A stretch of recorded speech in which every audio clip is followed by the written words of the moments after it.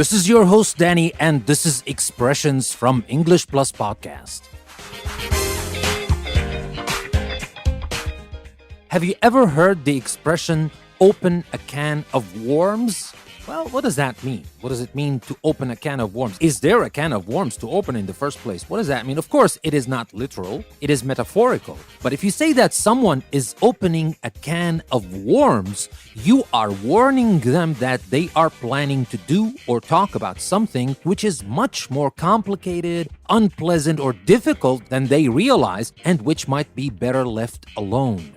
Now, people might disagree, people might just seek the truth no matter what, but sometimes some things are better be handled more delicately. You cannot just be blunt and talk about everything, because sometimes just telling bluntly what you have on mind is not the best idea, actually. You will be opening a can of worms, and the things you're going to be talking about are much more complicated than you think, much more unpleasant and difficult and delicate. You need to handle them with care. You need to be delicate about those things, and if you talk about that, you're going to make the problem even worse if you're trying to solve a problem. So maybe you'd better leave it alone, at least for the time being.